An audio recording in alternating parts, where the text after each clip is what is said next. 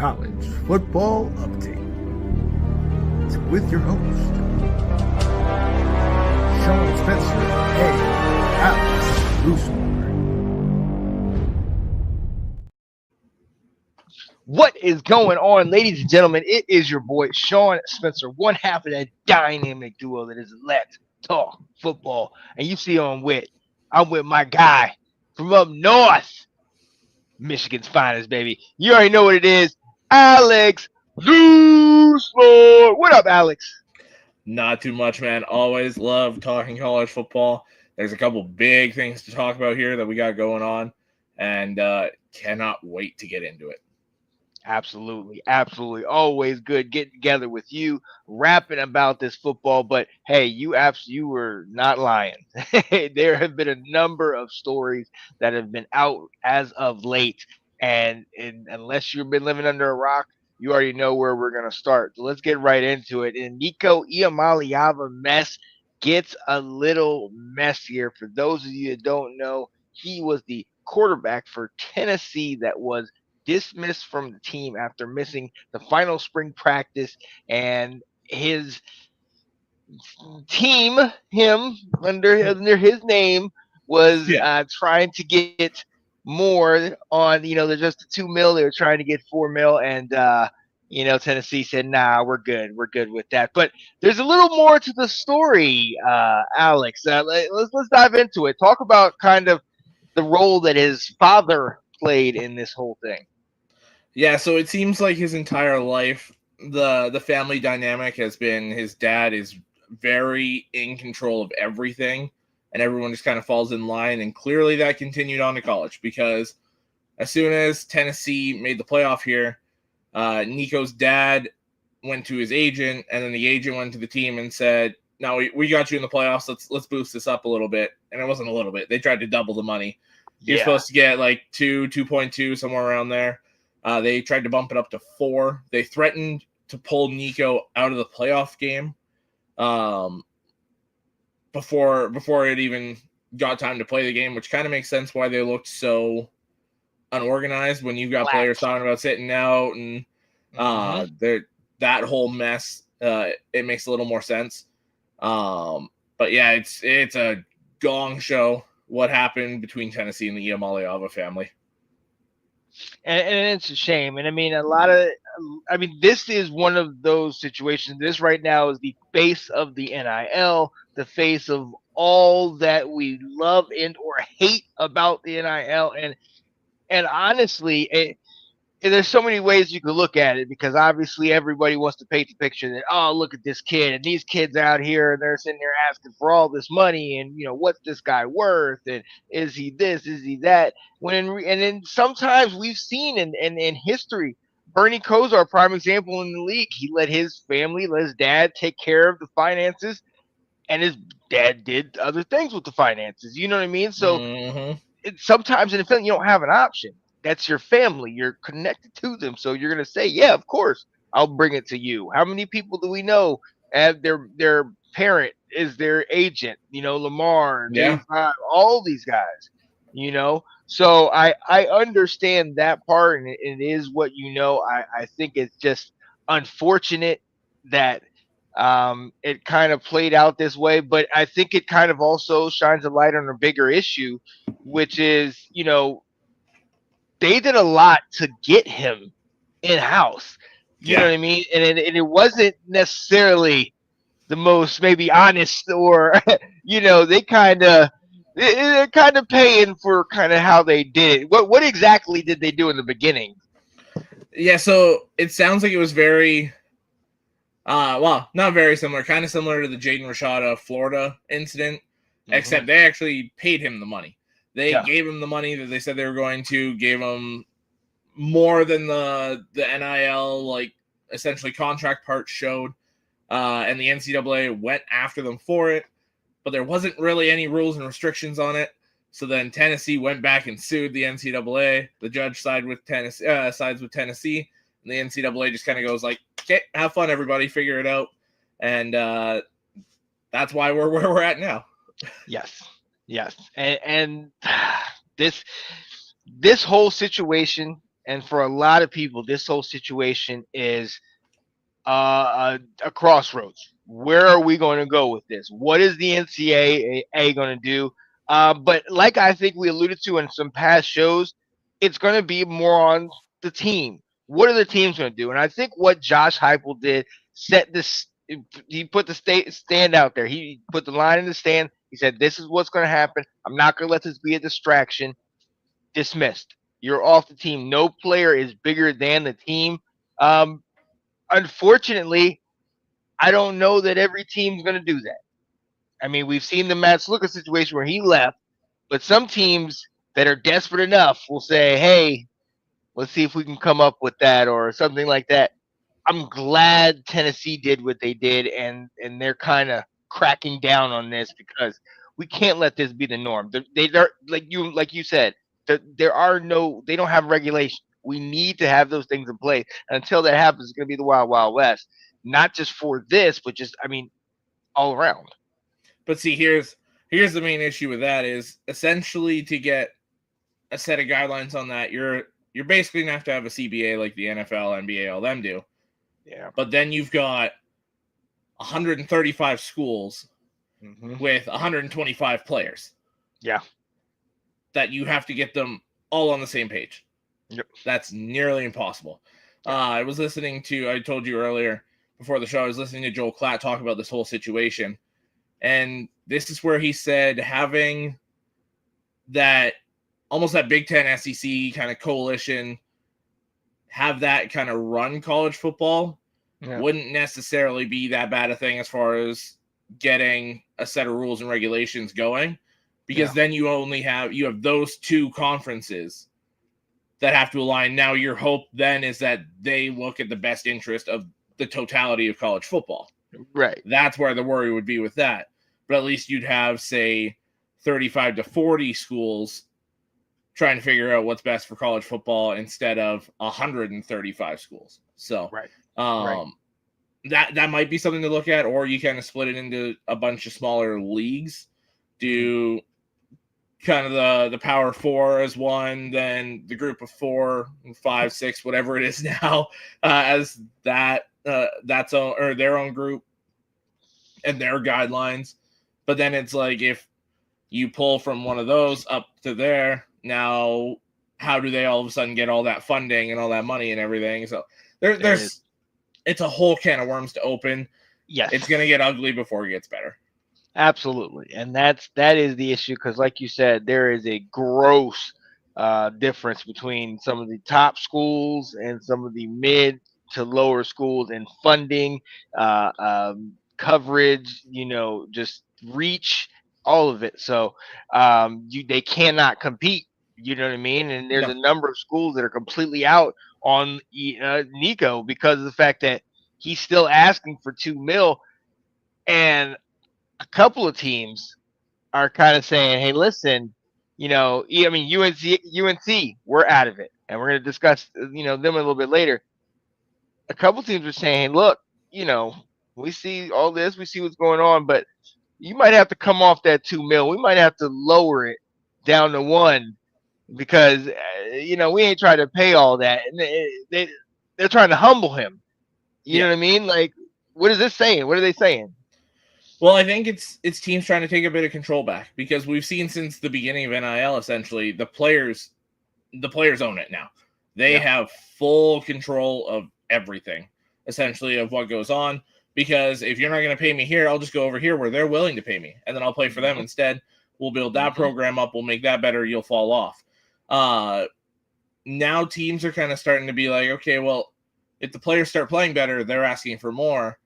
So if the players start playing worse, we're going to start making them take less, or there's the door. We'll find somebody to play better for that same price or even less. So we're gonna see teams start to kind of take some control back. As far as Nico goes, I think the only scenario that he gets the 2 to 4, whatever he's looking for, is if USC gets desperate. Yeah. We all kind of think Lincoln Riley's seat's getting pretty hot here. If he doesn't believe in what Jaden Mayava and them can do coming out of spring camp, I got a feeling he'll be like, "Hey, what's the price tag, Nico? Come play for me." So, but I think other than that, I think he's going to have to lower it to that. Even if he drops down to, say, 1.5, Then I think UCLA will come knocking. I think Tulane will come knocking. Maybe a couple other schools can afford it at that point, but it's going to get real interesting here to see what happens with Nico. Oh yeah, and if I was one of these schools, I mean, I would make him, take the cut, and also I would need to have some kind of assurance that his dad and representation, they're not going to be in here behind our backs, kind of trying to look for other deals and have him not focused on the game. I mean, this whole situation has become a red flag because now, going elsewhere, is this what he's going to do? I mean, they were 10-2. They were one of the premier teams, and now you're talking about we got you to the playoffs. We're going to do that type of stuff. So they're going to want to have some kind of assurance that the dad's not going to overpower, or he's going to have to go to a school where the dad is allowed to kind of be the big bad and everything. Everybody's trying to be like the Ball family, or even like Dion and all that. But see, Dion and all that, they can back it up. You know what I mean? Dion's the coach, so that's a little bit of a different scenario. So that too. Right. So what's up, Handy? Saying rates higher, his taxes will be higher. Oh yeah. Yeah, if he goes into UCLA, USC, somewhere like that, he's going to pay way more in tax than anywhere else he's going to go. Yes. The other thing that's interesting with this too is because we're talking all these things about like where could he go. Another part that was brought up by the dad and the family in general was if you look at the past, we'll say two quarterbacks because they're easy to name off. That started for Tennessee, Hendon Hooker, Joe Milton. Mm-hmm. In this Heupel offense, neither of them have really done anything in the NFL. We got a flash from Milton, but he's going to be a backup again. Hendon Hooker stuck behind Jared Goff in Detroit. We haven't really seen him other than fourth quarter to hand the ball off. So you're not really getting that guy from Tennessee that pops and is like, okay, this guy can be a starter in the NFL. So they from what I read, they also asked Heupel to change his offense before asking for more money and all that. Make it more of a pro-style scheme, make it so guys more ready to go to the NFL. So that's why it's interesting looking at these teams that are listed, because UNC, you've got a literal pro football head coach there. Exactly. That his whole thing is, I will get you ready to go to the pros.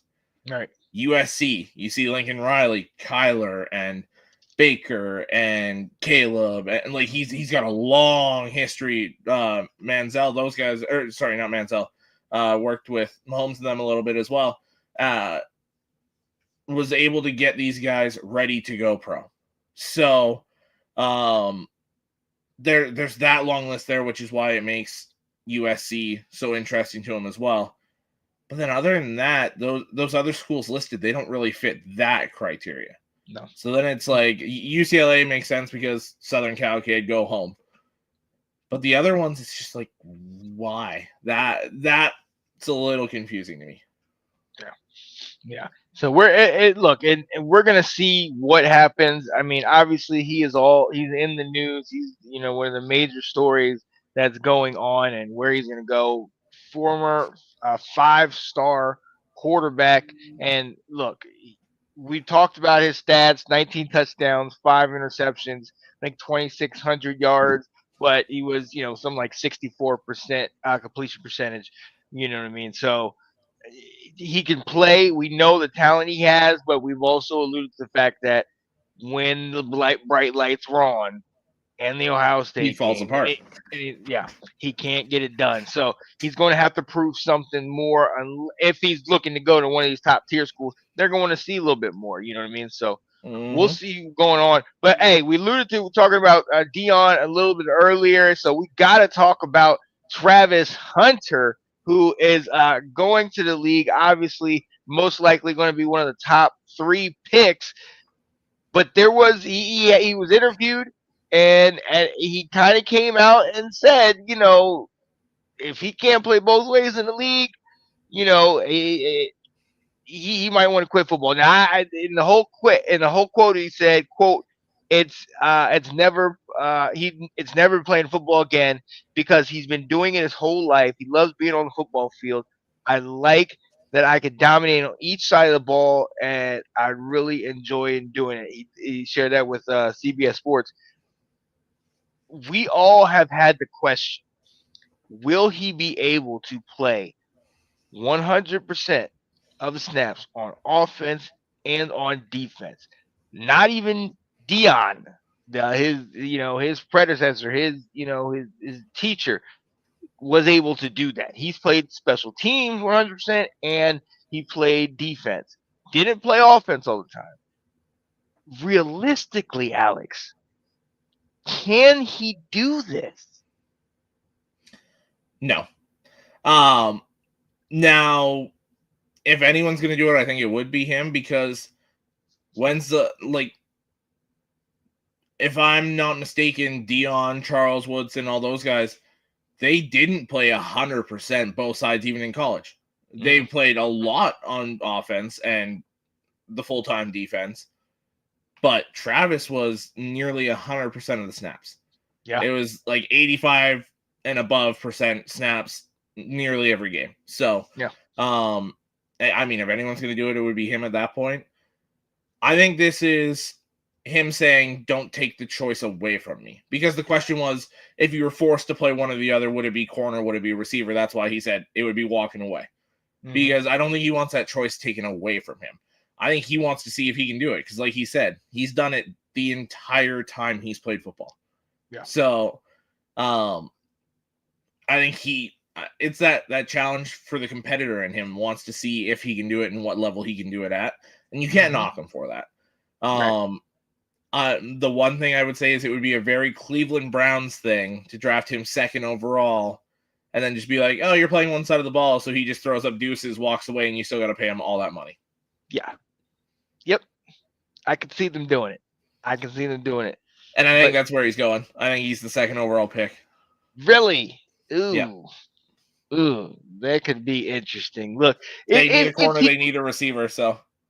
And if he can do it, I mean, that would be great. I would hate for him to go to Cleveland and watch his career kind of fizzle, because they are going to probably try to ask. They would probably allow him to do it, but they would be asking him to do too much because of, they're going to need that much help. But seriously, literally, like playing full snaps, 100% of the snaps, or at least even let's say 75% of the snaps in the NFL week after week is going to be taxing on anybody. And to your point, if somebody could do it, potentially could be him. But then it also begs the question, yeah, maybe he could do it. Maybe he doesn't come off the field. But can he be effective? Can he be dominant like he was in college, where he was shutting people down? He's not playing, Kansas. He's not playing Iowa State. He's playing big name teams, big name wide receivers that are getting big checks. Can he be effective in it? And is it worth that to try to see? Because, I mean, what good is he if he's just mediocre?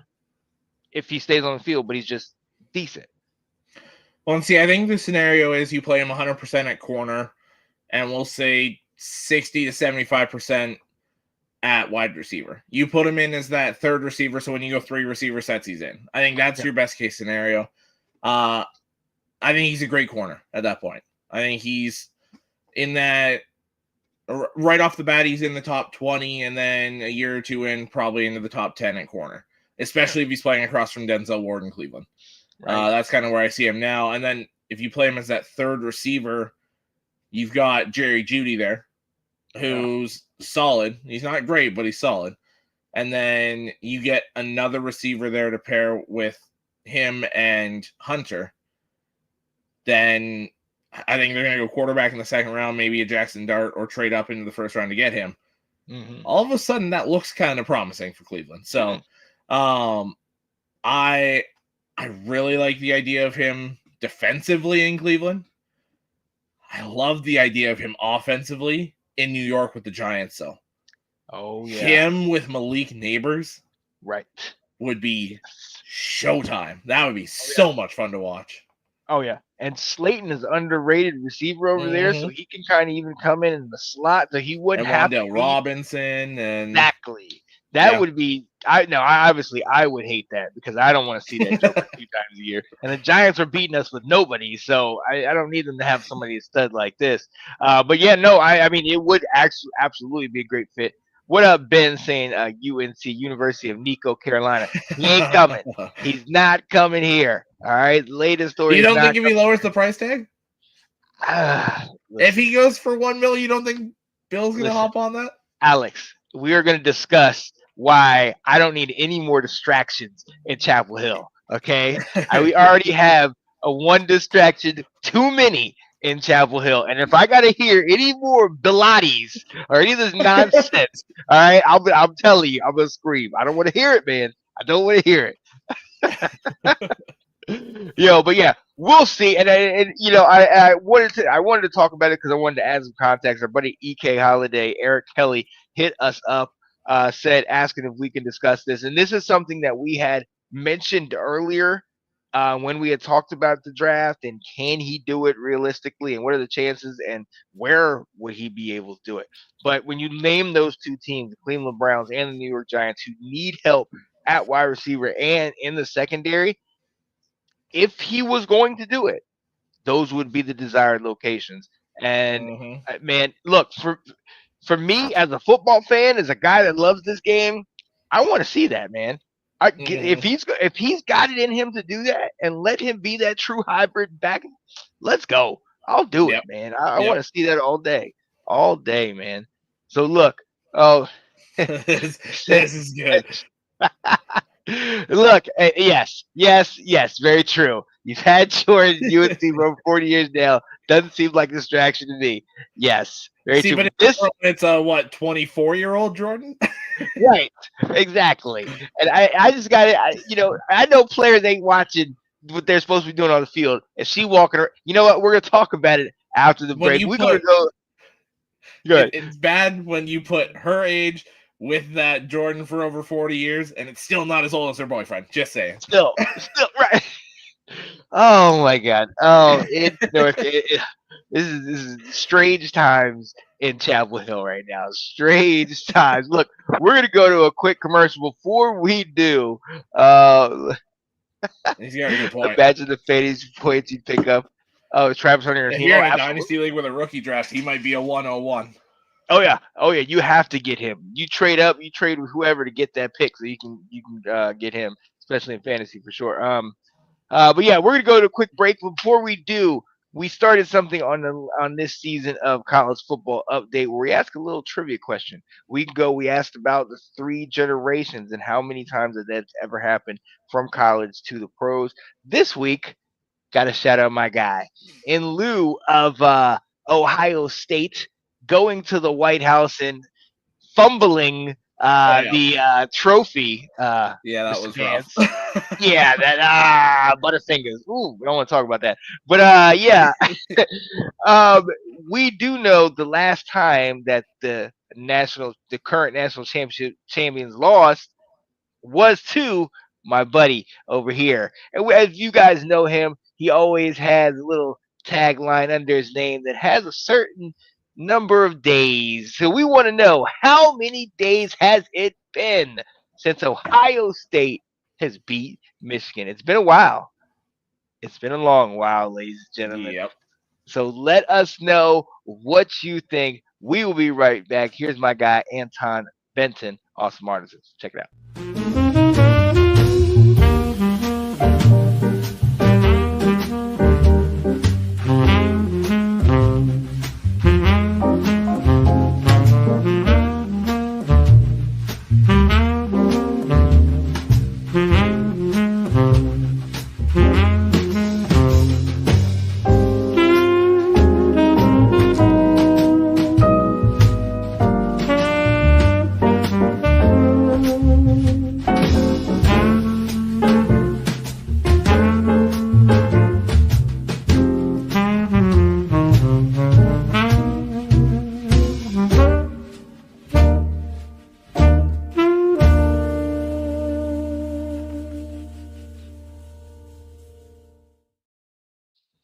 Yeah, buddy. That is my guy, Anton Benton.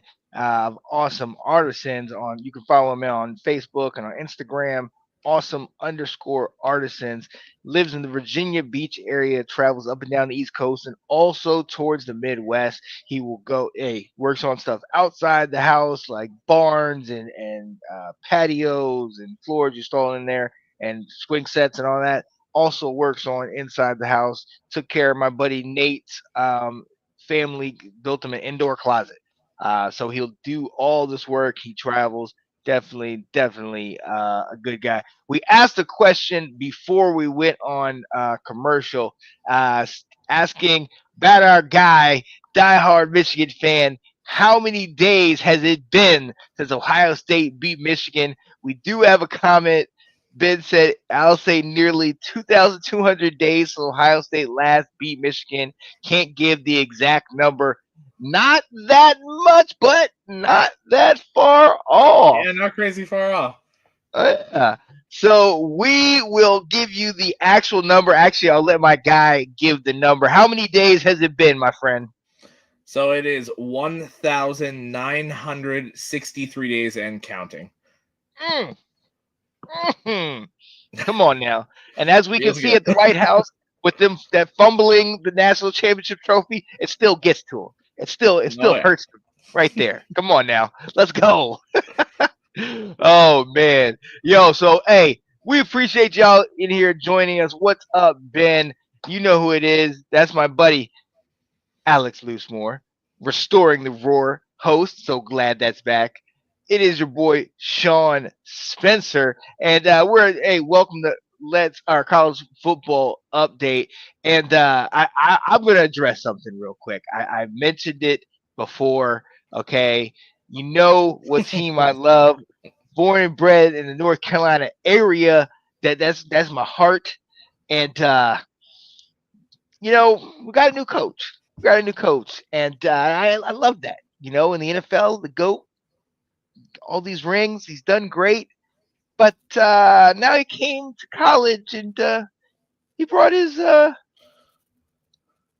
girlfriend. Biggest thing was to avoid any distractions. Now he's got his 24-year-old girlfriend marching around practice, which is a massive distraction. And you can see how uncomfortable the guy who was talking to Belichick got when she came over.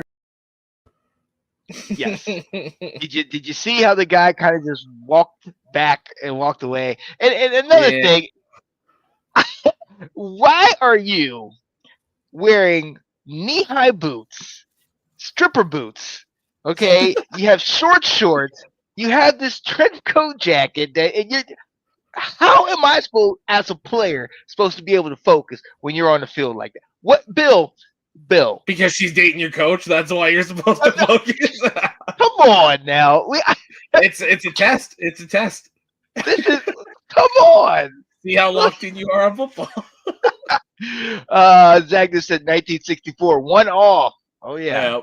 Good. Disregard, I fell behind the feed. Give me a big roar for us, Alex. Yeah, nope. I won't be doing that. Yeah, right. Look, it's warm out there that day, so I'll give her a break. I will not. At least she had the coat on. Yeah, right. He probably told her to put the daggone coat on. Yeah. But look, I know it comes with the territory. I mean, besides the fact that our 70-year-old coach is dating a 24-year-old. I know it comes with territory. It helps him relate. If it leads to victories, obviously I will not care. But I have to be honest, Alex. I gotta be honest, man.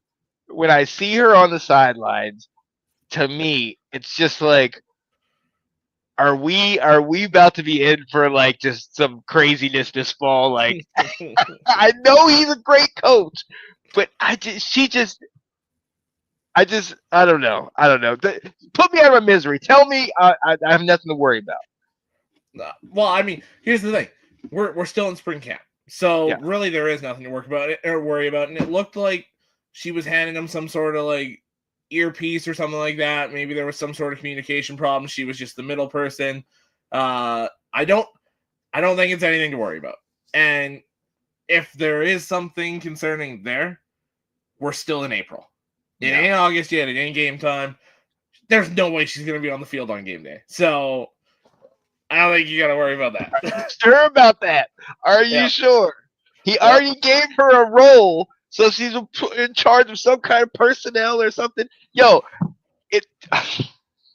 If he gives her a headset, Alex, if she's doing interviews at the season, Alex, I can't handle it. I cannot handle it.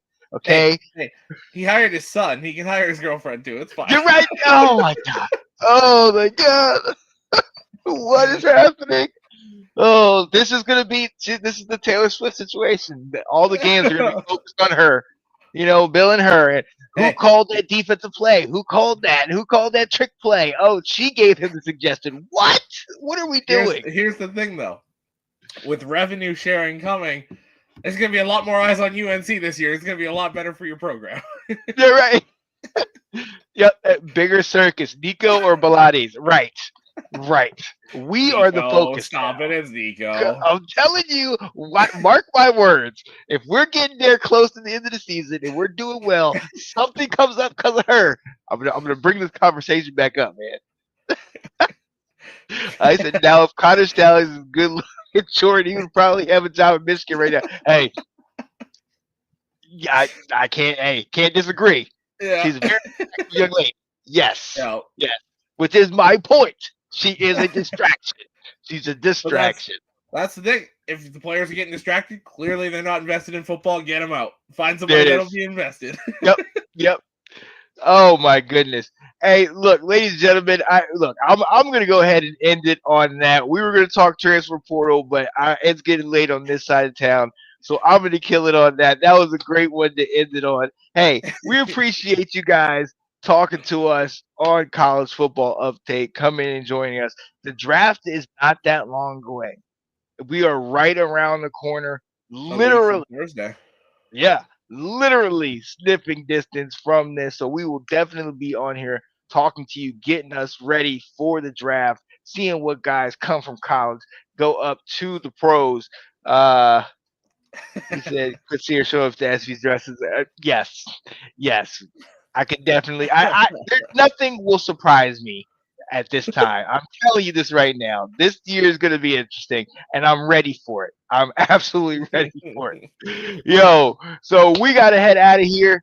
Alex, Restoring the Roar tomorrow. You gonna be back? What you got going on? Yeah, tomorrow night at 9:30 Eastern. Gonna do another mock draft. If I get enough time tomorrow after work, I'll have another Lions Legends segment ready. And talk some of the health updates, Hutch and Ali McNeil, some of those guys, see kind of how far along they are, some jersey number changes, small news, stuff like that. Oh, I like that. Okay, I can dig it. I need to show Sean do the video doing. If we make the playoffs, I will tell you this right. If we make the playoffs, I will be clip it 33 minutes. I will be on the part at the right near the water, doing the Pilates, doing the whole nine. If we make the playoff, I will do it. There you go. I'll even go I'll go one smaller than that. If we don't, let's say we go to the ACC championship or do something that's feasible. We do it. I'll do it. I'll bring you the video. No. Yes. Oh man. Oh, I will. I got you. Mark my words. We'll clip it. Let's go. Oh man. All right, guys. We gotta head out of here. We appreciate y'all getting with us. Definitely stay tuned to all the people that are associated with and affiliated kind of with and around Let's Talk Football. You see my guy here in the comments, Ben Cornett. Shout out to him as Have At It. Comes on normally on Fridays, but sometimes whenever he can get free for work, talks about everything. Love hopping on there and talking to him. You obviously know my guy was Restoring the Roar, Alex Loosemore doing his thing. Hey, North Sports Dynasty comes back around. Anthony that's Handy, in the works. I know that he's working on getting that back up and going. Nice. I think I don't want to spoil anything, but I think next week for the draft. Okay. Perfect timing. Absolutely. And we will be probably having dual shows. I know Let's Talk Football will be hosting. Janae and I will be doing something that first night, just talking about that, kind of bringing the crews together and everything like that. So stay tuned for that. Stay tuned for everything we got going. Big Nate Sports Talk. He just did his thing on the WNBA draft, and I know he's going to be recapping that, I believe, tonight. So definitely stay tuned for that.